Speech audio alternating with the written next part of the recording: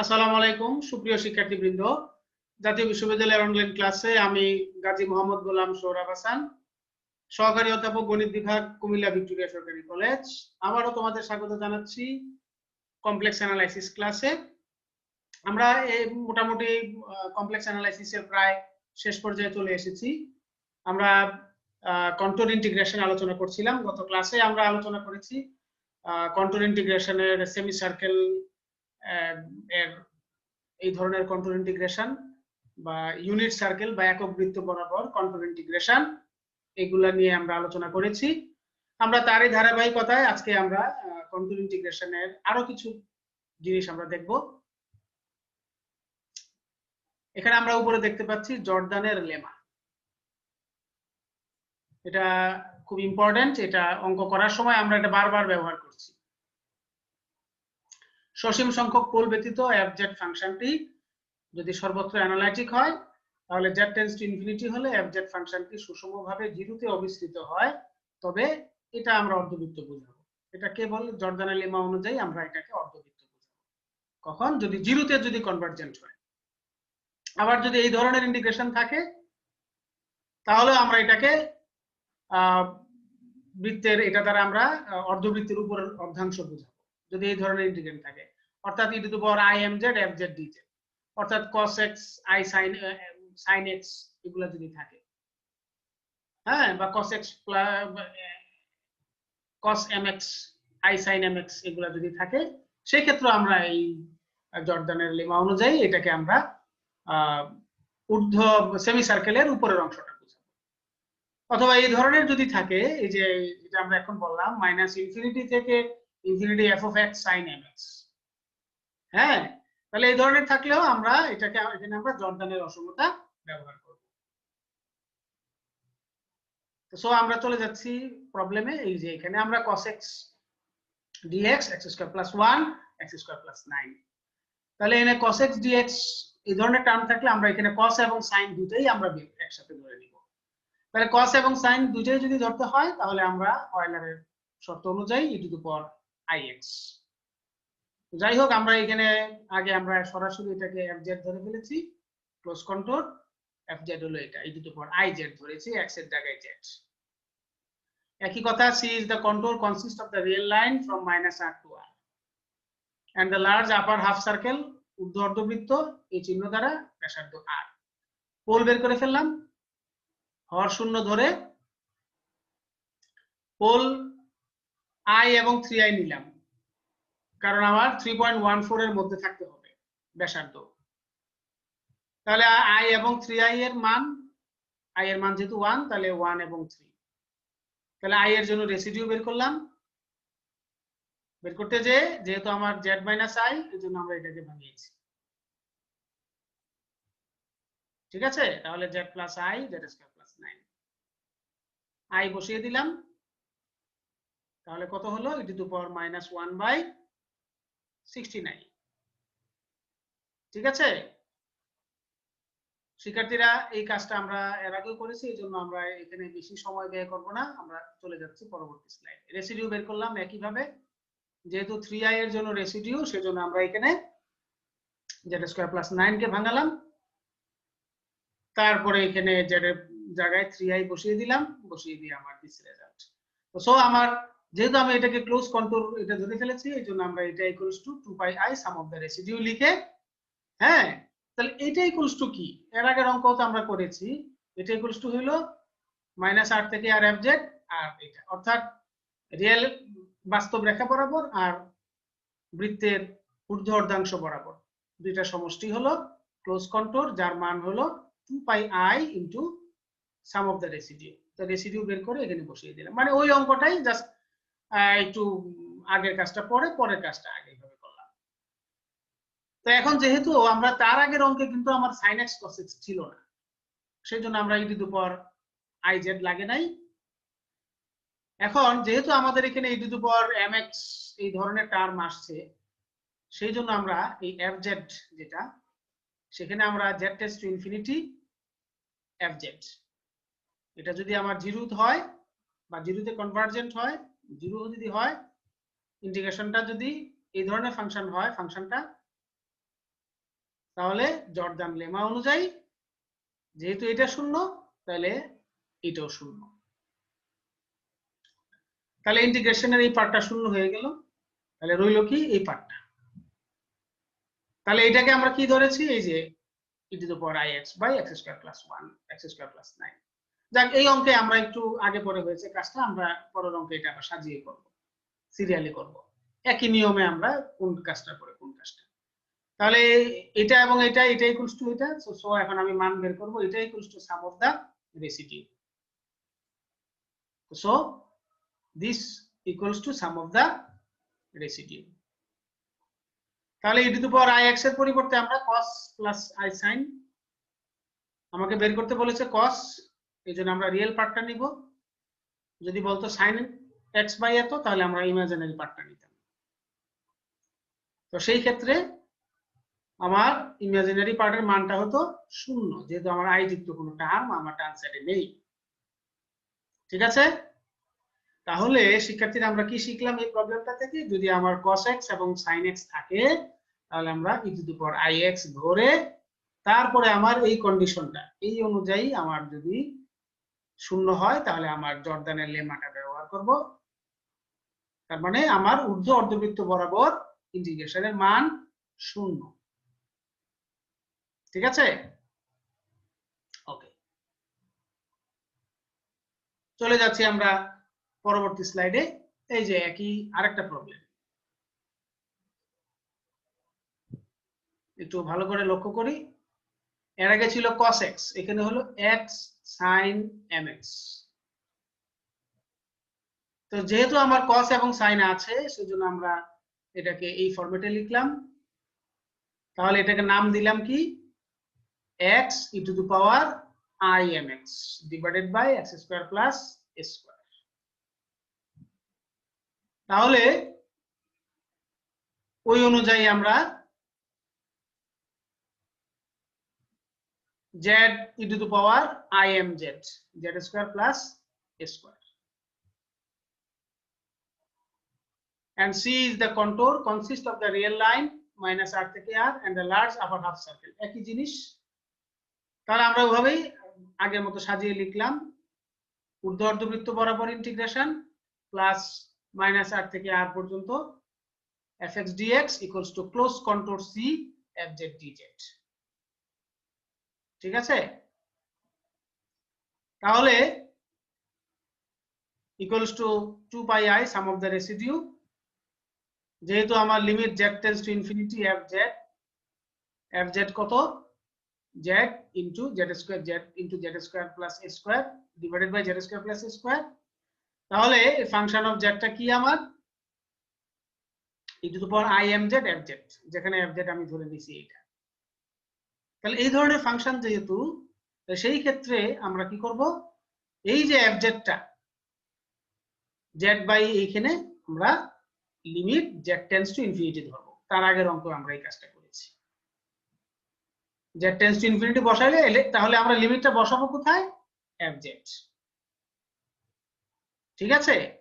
Not e to the power iz, এটাতে না, এটা ব্যতীত বাকিটার মধ্যে আমি লিমিটটা বসাইয়া যদি আমার 0 হয় তাহলে আমরা বলবো যে জর্দানের লেমা অনুযায়ী এই ঊর্ধ্ব অর্ধবৃত্ত বরাবর ইন্টিগ্রেশনের মানও 0। ক্লিয়ার?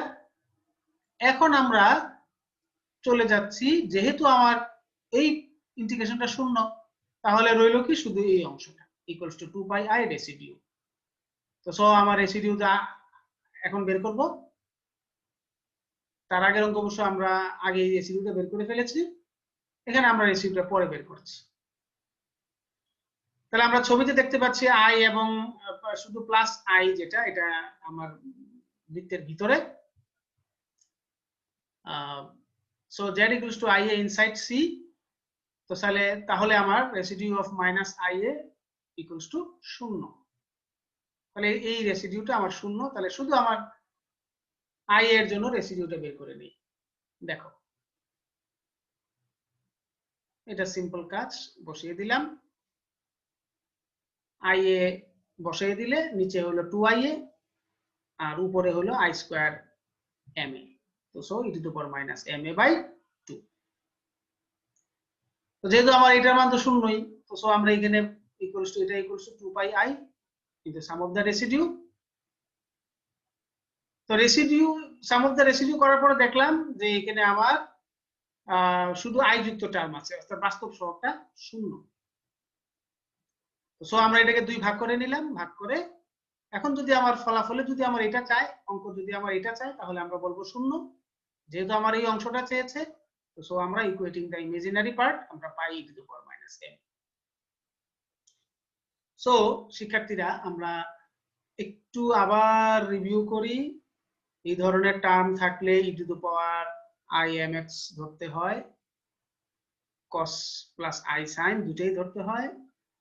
এই কাজটা আগের মতোই, এখানেও শুধুমাত্র এই জায়গাতে এসে e to the power ix ব্যতীত বাকি যেই ফাংশনটা থাকে সেখানে আমার limit z tends to infinity বসিয়ে দিয়ে যদি আমার শূন্য হয় তাহলে আমার জর্দান লেমা অনুযায়ী ঊর্ধ্ব অর্ধবৃত্ত বরাবর ইন্টিগ্রেশনের মানও শূন্য। যেহেতু ঊর্ধ্ব অর্ধবৃত্তের মান বরাবর ইন্টিগ্রেশন শূন্য, তাহলে আমার শুধু রয়ে গেল মাইনাস ইনফিনিটি থেকে ইনফিনিটি এই অংশটা, অর্থাৎ কোশ্চেনটা। তো তাহলে আমার শুধু দরকার কি, আমার রেসিডিউ। তাহলে রেসিডিউ বের করতে গেলে আমার হর শূন্য ধরে জেড এর মান বের করে যেগুলো আমার সার্কেলের ভিতরে থাকবে, অর্থাৎ 3.14 এর কম, সেগুলাকে আমরা পোল হিসাবে নিব। নেয়ার পরে রেসিডিউ বের করে যদি কস চায় তাহলে এক এক কখনো কখনো আমার বাস্তব কাল্পনিক, কখনো বাস্তবটা শূন্য, কখনো কাল্পনিকটা শূন্য, এটা আমার সাম অফ দ্য রেসিডিউ যা আসে সেটার উপরে বেস করে। ওকে, চলে গেলাম। একটু ভালো করে লক্ষ্য করো শিক্ষার্থীরা, আমি স্লাইডটা আবার একটু একটু ভালো করে দেখো কোন ধাপের পরে কোন ধাপটা। ঠিক আছে, চলে যাচ্ছি পরবর্তী স্লাইডে। ইকুয়েটিং দ্য রিয়েল পার্ট যদি হয় তাহলে এটা শূন্য। এরপরে এখানে আরো কিছু কেস আছে, যদি m এর মান 1 হয় তাহলে কি হয়, যদি আমার a এর মান যদি 1 হয় তাহলে কি হয়। হ্যাঁ, এইগুলা হলো other case, it doesn't so much important. তাহলে আমরা চলে যাচ্ছি পরবর্তী স্লাইডে। cos ax by x square plus a square, এখানেও সেম। আমি তো কি বলেছি, cos sin এগুলো থাকলেই বাস্তব কাল্পনিক দুটাই লিখেছি। এখানে অবশ্য fz না ধরে আমরা sin z ধরেছি। ঠিক আছে, তারপরে fz এর e to the power i az fz, এই ল্যাঙ্গুয়েজটা আগের মতোই। So close contour equals to কার সমষ্টি, ঊর্ধ্ব অর্ধবৃত্ত বরাবর ইন্টিগ্রেশন আর রিয়েল লাইন বরাবর ইন্টিগ্রেশনের দুইটা সমষ্টি, equals to 2 pi i into sum of the residue. অর্থাৎ অঙ্কটা কখনো এই কাজটা আগে করেছে, কখনো এটা আগে লিখেছে তারপরে রেসিডিউ বের করেছে, কখনো রেসিডিউটা আগে বের করে তারপরে এটা করেছে, কিন্তু আমার কাজ কিন্তু একই। তো এখন যেহেতু আমার এখানে e to the power i ax আছে, তাহলে আমার এই যে কত 1 বাই 1 প্লাস z স্কয়ার, এখানে আমরা লিমিটটা বসাই দিব। ঠিক আছে, তাহলে z tends to infinity fz, এটা কখন, যদি আমার cos sin থাকে। এই জায়গাগুলো একটু মনে রাখতে হবে শিক্ষার্থীরা কাইন্ডলি। কখন আমার সরি আমার জর্দান লেমাটা কখন আমরা কোন ক্ষেত্রে কিভাবে ব্যবহার করব, সেটাই হলো আমার মনে রাখার বিষয়। তাহলে z টেন্ডস টু ইনফিনিটি, যেহেতু আমার e to the power ix term cos sin আছে, তাহলে আমার সরাসরি এই e to the power ix ব্যতীত বাকি যেটা থাকবে তার মধ্যে আমি z টেন্ডস টু ইনফিনিটি বসাই দিলে যদি শূন্য হয় তাহলে আমার জর্দান লেমা অনুযায়ী হ্যাঁ এটাও শূন্য। আপার ইন্টিগ্রালটা আপার ঊর্ধ্ব অর্ধবৃত্ত বরাবর সমাকলনের মান শূন্য। তো সো আমার রইল কি, বাকি অংশটা equals to 2 pi i into sum of the residue. এখন ফাই জেড ইকুয়ালস টু এটা দেওয়া আছে, পোল বের করে নিলাম। যেহেতু i মাইনাস i, আইটা সি এর ভিতরে, রেসিডিউ মাইনাস i শূন্য, রেসিডিউ আইটা একইভাবে বের করি। এই যে এখানে আমরা ধাপে ধাপে একটু দেখে যাই, কারণ এই কাজটা আমরা বারবার করছি।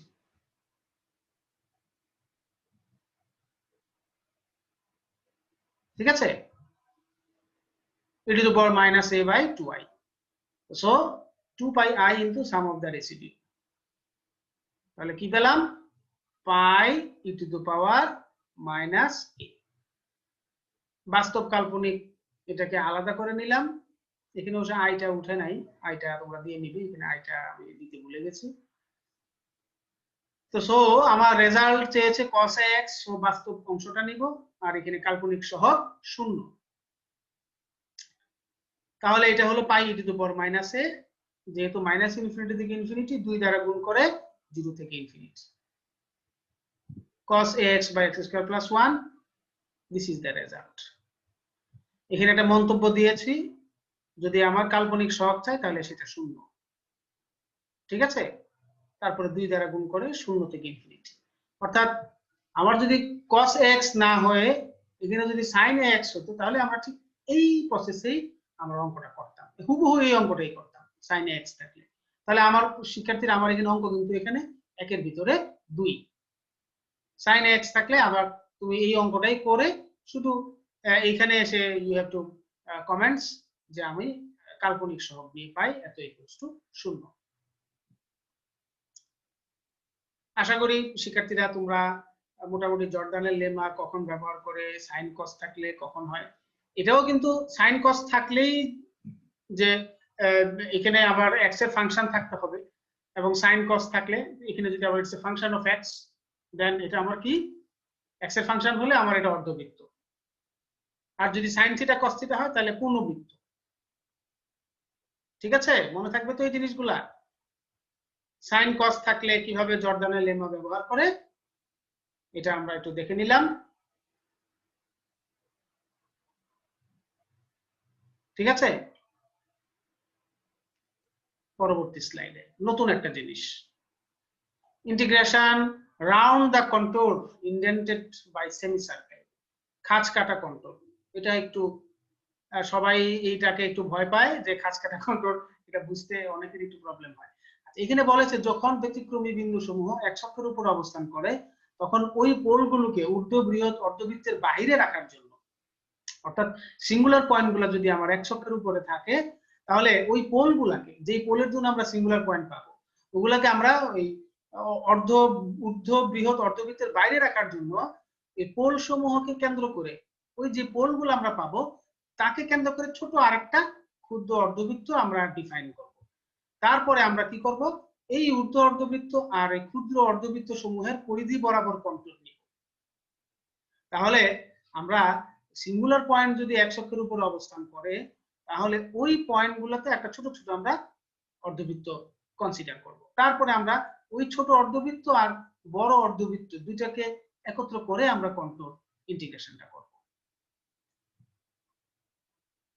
তাহলে এই ধরনের ইন্টিগ্রেশন গুলো আমরা চিনার উপায় হলো, যদি আমার কখন আমরা এই খাঁজ কাটা কন্ট্রোল বা এই যে আমার আরেকটা ছোট কন্ট্রোল নেওয়া এই ধরনের ফাংশন থাকলে sin x by x, sin mx by x, হ্যাঁ sin ax by x বা cos ax বা এই ধরনের টার্ম থাকলে আমার এটাকে আমরা খাঁজ কাটা কন্ট্রোল, যেহেতু আমার এখানে সিঙ্গুলার পয়েন্ট গুলো এক অক্ষের উপরে।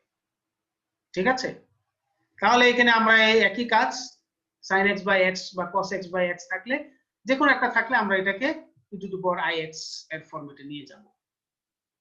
তাহলে আছে কি আমার sin x, আমরা এটাকে বাস্তব কাল্পনিক দুইটা মিলিয়ে ধরলাম।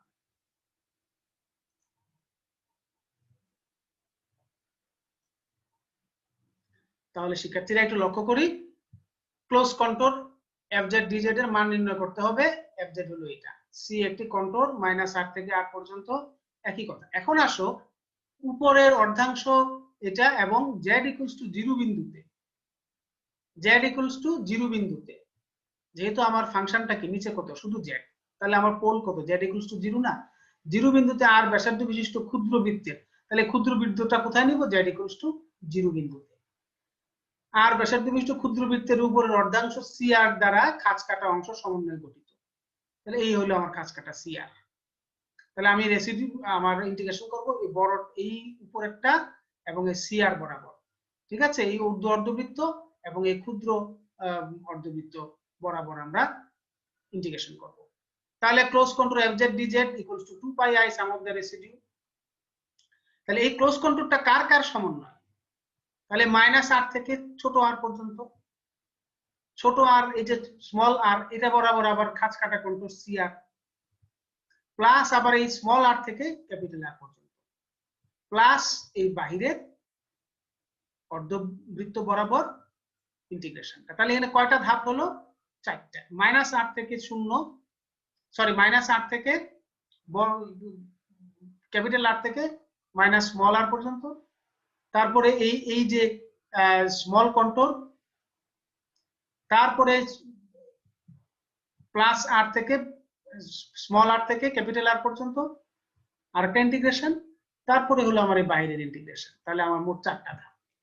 তাহলে এই ধাপটা আমাকে বুঝতে হবে, এখান থেকে এখান পর্যন্ত, আবার এখান থেকে এখান পর্যন্ত, সরি এখান থেকে এখান পর্যন্ত, তারপরে এই যে এই cr, তারপরে আবার এখান থেকে এখান পর্যন্ত। তাহলে এক সপ্তাহ রিয়েল অ্যাক্সিসের উপরে আমার 2টা, আর এই ছোট কন্ট্রোল একটা cr, আর আর এর উপরের অর্ধবৃত্ত বরাবর এইটা। ঠিক আছে, এটা এবং এটা প্লাস এটা এবং এটা। এখন আমি তাহলে এটা কত? -ইনফিনিটি থেকে 0 পর্যন্ত, তারপরে এই ছোট কন্ট্রোল, তারপরে 0 থেকে ইনফিনিটি পর্যন্ত, তারপরে হলো আমার এই ঊর্ধ্ব এটা বরাবর এইটা। এখন আমরা তাহলে এই -ইনফিনিটি থেকে 0, 0 থেকে ইনফিনিটি দুইটাকে আমরা একত্র করে ফেলি, -ইনফিনিটি থেকে +ইনফিনিটি, আর এখানে হলো cr, আর এটা হলো এই 3টা হয়ে গেল, 4টা থেকে 3টা হয়ে গেল। ঠিক আছে, এখন আমার যেহেতু আমার এখানে e to the power iz term আছে, তাহলে e to the power iz ব্যতীত বাকি যেটা থাকবে এটার মধ্যে আমি z টেন্ডস টু ইনফিনিটি বসাই দিয়ে 0 পেলাম।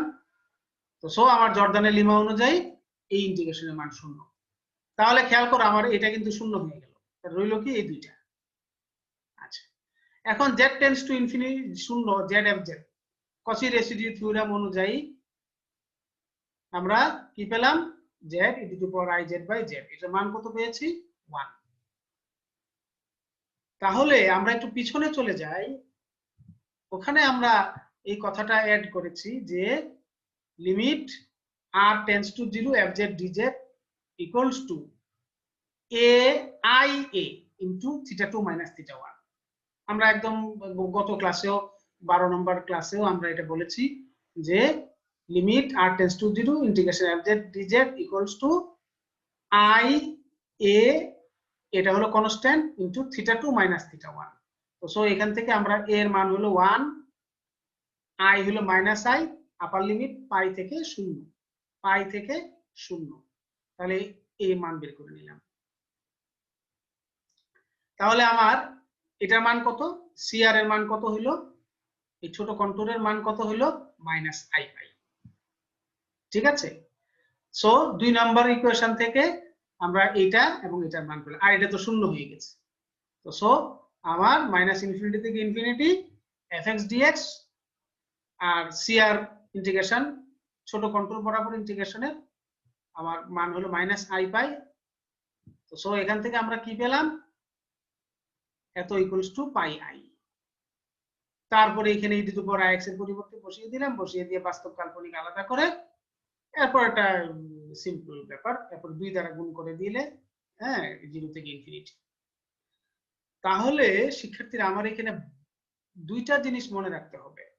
ছোট কন্ট্রোল থাকলে কয়টা ধাপ? যদি ছোট কন্ট্রোল একটা থাকে তাহলে 1টা, 2টা, 3টা এবং বাইরেরটা সহ 4টা। এর মধ্যে এটা হয়ে যাবে 0, আর ভিতরেরটার মান আমি বের করে নিব এই শর্ত অনুযায়ী। এই যে আমার limit r tends to 0 fz dz equals two ia, ছোট হাতের i ইনটু বড় হাতের a ইনটু θ2 - θ1। এটা আমি তোমাদের গত ক্লাসে দেখাইছি। হ্যাঁ, এই ইয়াটা আমরা যদি সামনে থাকে, স্লাইডে থাকে, আমরা আবার একটু দেখে নিব। তো সো আশা করি এই জায়গাটা তোমাদের বুঝতে পেরেছো, এই কাজটা আমরা বারবার করব। ওকে, এখন এটা কিছুই না, এটা হলো আমার বাস্তব রিয়েল পার্ট, ইমাজিনারি পার্ট নিয়ে আমার এই জিনিসগুলা। হ্যাঁ, যদি আমার e to the power imx by x dx proceeding like the previous প্রবলেমের মতো করে আমরা sin mx যদি থাকে, cos mx যদি থাকে, হ্যাঁ, sin mx cos mx থাকলে কি হবে? e to the power imx। ঠিক আছে, এইভাবে করে আমরা তখন আমার e to the power imx ধরে নিব। চলে যাচ্ছি পরবর্তী স্লাইড। এই যে এখন এখানে sin pi x, এইখানে আসো। sin pi x x into 1 minus x square। এখানে আমরা একইভাবে আমরা cos sin মিলিয়ে লিখলাম e to the power I pi x, এটাকে ধরে নিলাম। হ্যাঁ, তাহলে এখানে আমার কন্ট্যুর কয়টা হচ্ছে, e to the power I pi z, z 1 plus z 1 minus z। তাহলে আমার এখানে দেখো 0 বিন্দুতে একটা, -1 বিন্দুতে একটা, 1 বিন্দুতে একটা। where c is the contour consist of the real line from -r থেকে r পর্যন্ত কয়টা জন্য পেলাম, z equals to 0 এর জন্য একটা, -1 এর জন্য একটা, +1 এর জন্য একটা, ক্লোজ কন্ট্যুর। দেখো চিত্রটা দেখো, তাহলে 0 এর জন্য, -1 এর জন্য, 1 এর জন্য, তাহলে এখন কয়টা ভাগ হবে, এই দেখো এখান থেকে এখানে একটা, এখান থেকে এখানে একটা, তাহলে 1 2 3 4 5 6 7, এই একটা সব 8টা। দেখো 8টা হয় কিনা, 1টা 2টা 3টা 4টা 5টা 6টা 7টা 8টা। তাহলে -8 থেকে -1 প্লাস r1, ঠিক আছে, -1 থেকে -1 প্লাস r1, তারপরে হলো cr1, এই যে cr1, তারপরে হলো -1 r1 থেকে -r2 পর্যন্ত, এইখান থেকে r2 পর্যন্ত।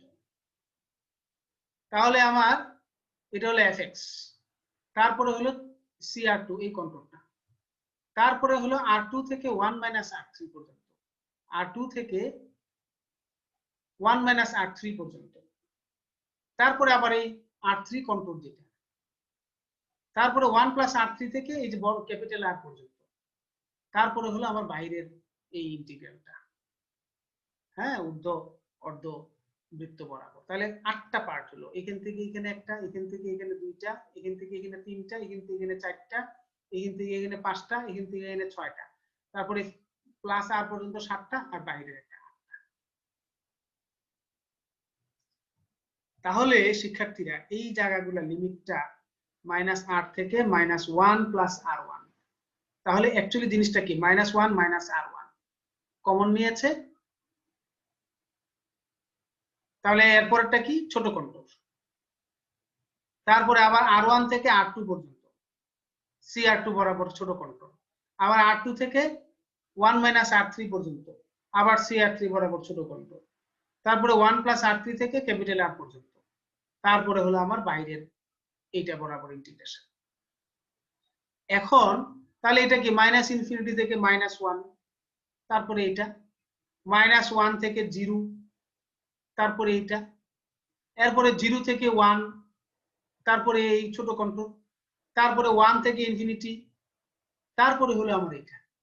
অর্থাৎ এই যে দেখো সিরিয়ালি এটা হচ্ছে এটা cr1, এটা cr2, এটা cr3, ঠিক আছে। তাহলে এই -ইনফিনিটি থেকে -1 পর্যন্ত, -1 থেকে 0 পর্যন্ত, সরি -1 ইনফিনিটি থেকে -1 পর্যন্ত, তারপরে এই ছোট কন্ট্যুরটা, তারপরে -1 থেকে 0 পর্যন্ত, তারপরে এই ছোট কন্ট্যুরটা cr2, তারপরে আবার 0 থেকে 1 পর্যন্ত, তারপরে আবার এই cr3 ছোট কন্ট্যুরটা, তারপরে আবার 1 থেকে ইনফিনিটি, তারপরে বাইরের কন্ট্যুরটা। আশা করি তোমরা এটা ভালো করে বুঝতে পেরেছো। এখন আমরা প্রত্যেকটা কন্ট্যুর বরাবর ইন্টিগ্রেশনের রেসিডিউ ইন্টিগ্রেশনের মান বের করব। তাহলে আমার যেহেতু আমার রেসিডিউ কততে, -1 এ, 0 1 -1, তাহলে আমরা রেসিডিউ -1 এ বের করে ফেলি। রেসিডিউ -1 এ z টেন্ডস টু -1, z + 1, এগুলা এই কাজগুলো আমরা আগেও করেছি, ঠিক আছে শিক্ষার্থীরা। -1 বসিয়ে আমরা এখানে রেসিডিউ, এই যে এখানে এসে অয়েলার্স ফর্মুলা ব্যবহার করে আমরা রেসিডিউ পেলাম হাফ, z + 1 fz, এখানে আমরা এখানে পেলাম হাফ। তো সো আমার যেহেতু হাফ, তাহলে আমার ইন্টিগ্রেশনের শর্তটা কি, r1 tends to 0, close contour cr1 fz dz, i a কত, এই যে কনস্ট্যান্টটা, ইনটু θ2 - θ1, রেজাল্ট এটা। একইভাবে শূন্যের বেলাও যেহেতু z 0, তাহলে আমার এখানে আমার এটা কত পেলাম, 1, তাহলে ইন্টিগ্রেশনটা কত, i a এর মান হলো 1 ইনটু θ2 - θ1। একইভাবে আমার R3 বেলাও আমরা যদি এইভাবে যদি ভাঙাই রেজাল্টও হাফ আসে। সো আমার এখানেও আমার সিমিলারলি আমরা -i পাই। এবং limit z tends to infinity, এই যে z টেন্ডস টু ইনফিনিটিতে যেটা আমার সেটার মান কত 0। তাহলে আবার আমরা এটাও জানি যে e⁻iz যদি থাকে তাহলে বাকি অংশটার মধ্যে আমরা z টেন্ডস টু ইনফিনিটি বসাই দিলে যদি 0 হয় তাহলে জর্ডানের লেমা অনুযায়ী আমার এই ইন্টিগ্রেশনের মানটাও 0। তাহলে আমরা কি কি পাইছি, CR1 এর বরাবর ইন্টিগ্রেশনের মান পাইছি, CR2 বরাবর ইন্টিগ্রেশনের মান পেয়েছি, CR3 বরাবর ইন্টিগ্রেশনের মান পেয়েছি, এবং এটা 0 অ্যাকর্ডিং টু জর্ডান লেমা। ঠিক আছে, ওকে। এখন আমরা এই সবগুলো মান আমরা 2 এ বসিয়ে দিই। শিক্ষার্থীরা লক্ষ্য করি 2 এ বসিয়ে দিলে -ইনফিনিটি থেকে 1 f(x) dx এই মানটা বসাইলাম, এটা ঠিক থাকলো। এটা বসাইলাম, সরি এই যে এটা বসাইলাম, এটাও ঠিক রয়েছে, এটা বসালাম মান, এটাও ঠিক রয়েছে, আর লাস্টেরটা 0। এখন আমি তিনটাকে যদি আমি চারটাকে একত্র করে দিই -ইনফিনিটি থেকে একদম দেখো লাস্ট ইনফিনিটি পর্যন্ত, -ইনফিনিটি থেকে -1, -1 থেকে 0, 0 থেকে 1, 1 থেকে ইনফিনিটি। সো আলটিমেটলি আমার কত -ইনফিনিটি থেকে ইনফিনিটি পর্যন্ত 2πi। ঠিক আছে, তো সো আমার এখানে fx এর তার মানে কি প্রশ্নটা, fx মানে কি ইন্টিগ্রেশন -ইনফিনিটি থেকে ইনফিনিটি মানে কি আমার কোশ্চেনটা 2 দ্বারা গুণ করে 0 থেকে ইনফিনিটি, সো দিস। এখন এখান থেকে আমরা বাস্তব অংশ এবং কাল্পনিক অংশ আলাদা করে তো আমরা মান বের করব। তাহলে শিক্ষার্থীরা আমরা কি শিখলাম, এইটাকে ছোট কন্টুর বরাবর খাঁজ কাটা কন্টুর বরাবর কিভাবে ভাগ করতে হবে, part part part part part করতে হবে, তারপরে লিমিট অনুযায়ী বসাইতে হবে। ঠিক আছে, তারপরে রেসিডিউ গুলো আগে বের করে রাখতে হবে, রেসিডিউ অনুযায়ী আমার রেসিডিউ বরাবর ইন্টিগ্রেশন গুলো বের করে ফেলতে হবে। -1 বরাবর মান পেলাম হাফ, তাহলে r1 টেন্ডস টু 0, তাহলে -1টা কার বেলায় r1 এর বেলায়, এই যে দেখুন r1, 0টা কার বেলায় r2 এর বেলায়, আবার +1টা কার বেলায় r3 এর বেলায়। ঠিক আছে, সো -1 কার বেলায় r1 এর বেলায়, 0 কার বেলায় r2 এর বেলায়, আর এটা কত r3 এর বেলায়। এখানে অবশ্য 0 না হয়ে এটা 1 হওয়া দরকার ছিল, আমি এটা r3 0 হবে, হ্যাঁ 0, r3 tends to 0, r3 sorry r3 ঠিকই আছে, r3 টেন্ডস টু 0। তাহলে এটা কার বেলায়, এটা হলো ফর -1 এর জন্য, z টেন্ডস টু -1 এর জন্য। এটা আমি করে না করে এটা সরাসরি সিমিলারলি লিখে ফেলেছি। ওকে, তারপরে আমরা এখানে সিরিয়ালি মান বসিয়ে দিয়ে আমরা এই অংশটা পেয়েছি, তারপরে আমরা বাস্তব কাল্পনিক আলাদা করে we will get the result। ঠিক আছে শিক্ষার্থীরা, আমরা চলে যাচ্ছি পরবর্তী স্লাইডে। চমৎকার একটা অঙ্ক, x⁻m-1 খুব important, divided by 1 plus x। তো এখানে x⁻m-1 divided by 1 plus x, এখানে আমরা z⁻m-1 divided by 1 plus z, residue আমরা পেয়েছি দুইটা পয়েন্টে 0 এবং 1 পয়েন্ট। তো সো আমার কন্টুর হবে, ছোট কন্টুর হবে দুইটা, একটা 0 বরাবর, একটা 1 বরাবর, অর্থাৎ সিঙ্গুলার পয়েন্ট কে কে আমার 0 এবং 1। এই সিঙ্গুলার পয়েন্টগুলো বরাবর আমি ছোট কন্টুর নিয়েছি। ওকে, তাহলে আমার ভাগ হবে কয়টা, মাইনাস এখান থেকে এখানে একটা, এখান থেকে এখানে দুইটা, তিনটা, চারটা, পাঁচটা, ছয়টা, সাতটা, 1 2 3 4 5 সরি 6টা, এখান থেকে এখানে একটা, দুইটা, তিনটা, চারটা, পাঁচটা, ছয়টা।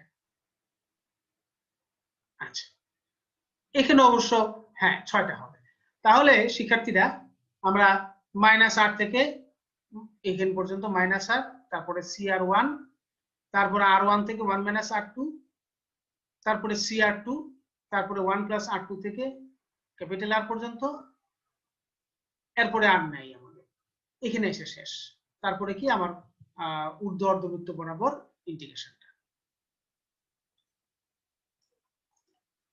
তাহলে রেসিডিউ যেহেতু আমার 0 এবং 1 দুটোই আমার আউটসাইড দ্য সার্কেল, দুটোই আমার আউটসাইড দ্য সার্কেল,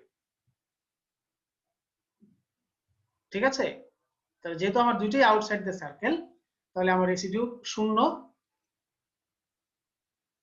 সেই ক্ষেত্রে আমরা আগের মতোই limit z tends to infinity zfz, এটা যেহেতু 0 পেয়েছি তাহলে আমার এই ইন্টিগ্রেশনের মান 0।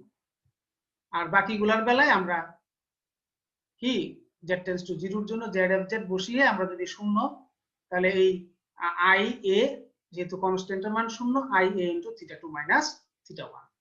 তো সো আমার এইটার মানও আমার 0। আবার 1 এর বেলায়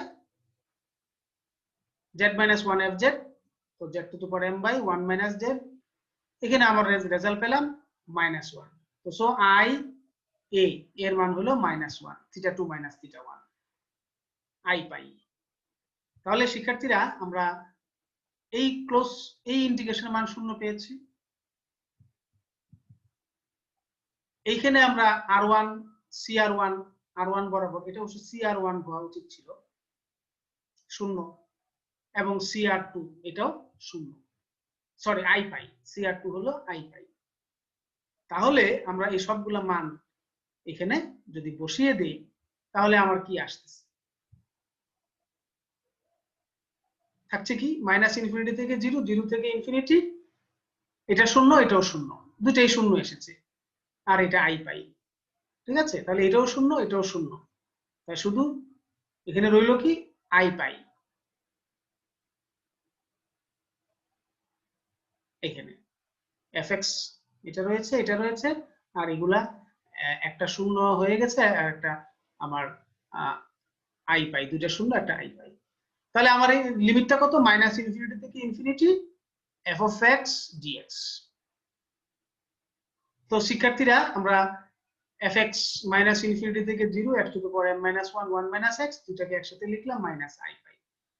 এইখানে আমরা সামান্য একটু কাজ করেছি, আমরা এখানে সামান্য একটু কাজ করেছি শিক্ষার্থী, এই জায়গাটা লক্ষ্য করো, 1 - x, x ইকুয়ালস টু আমরা -y ধরে এটাকে প্লাস করে দিয়েছি, আর লিমিটটাকে চেঞ্জ করে দিয়েছি। লিমিটটা কি হয়ে গেল, 0 থেকে ইনফিনিটি। তো সো আমার ইনফিনিটি থেকে 0 -y two the power m - 1 minus dy, এই ক্যালকুলেশনটা তোমরা নিজেরাই করতে পারবে। হ্যাঁ, এইখানে দেখো cos θ প্লাস i sin θ, এটাকে আনার জন্য আমরা এই কাজটা করেছি, করে আমরা দুটা পার্ট হয়ে গেল, ঠিক আছে? তাহলে আমরা cos mx minus i sin m pi x to the power m - 1 equals to -i পাই। তাহলে আমরা রিয়েল এবং ইমাজিনারি পার্ট যদি নেই, তাহলে x to the power m - 1 by 1 plus x এর বেলা এটা, আর x to the power m - 1 by 1 minus x এর বেলায় এটা। তো সো শিক্ষার্থীরা আমরা আজকে এইটুক পর্যন্ত আমরা যা দেখলাম, এই অংশটা খালি তোমরা ক্যালকুলেশনটা মনে রাখবে, যে এখানে এসে আমরা x এর পরিবর্তে -y ধরে, হ্যাঁ, এখানে আমরা একটু কাজ করেছি, এই এখানে আমরা y two the power m - 1, এখানে -1 এর পরিবর্তে cos π প্লাস i sin π লিখে দিয়েছি, অর্থাৎ আমরা এই কাজ cos sin আনার জন্যই আমরা এই কাজটা করেছি। তো সো তাহলে আমার আলটিমেটলি কি দাঁড়ালো, -cos π minus i sin π plus এত। তাহলে এটা কিসের মান, এটা কিসের মান পেলাম, 1 - x থেকে এটা পেলাম, এই দুইটা সমষ্টি। তাহলে এটা এখন যদি আমরা এখানে বসিয়ে দিই তাহলে তিনটা পার্ট হয়ে গেল। তিনটা পার্ট থেকে আমরা যদি আলাদা আলাদা করি তাহলে সাইনের জন্য একটা, ঠিক আছে, বাস্তব অংশ নিলে একটা পাচ্ছি, কাল্পনিক অংশ নিলে একটা পাচ্ছি। তো সো শিক্ষার্থীরা আমরা আশা করি আজকে যতটুকু আলোচনা করেছি তোমরা বুঝতে পেরেছো। কন্ট্রোল ইন্টিগ্রেশনে আমরা আগামী ক্লাসে চেষ্টা করব কনফর্মাল ম্যাপিং, এবং যদি কন্ট্রোল ইন্টিগ্রেশনের আর কিছু থাকে সেগুলো আমরা আলোচনা করব। সেই পর্যন্ত তোমরা সবাই ভালো থাকো। সুস্থ থাকো। আল্লাহ হাফেজ। আসসালামু আলাইকুম।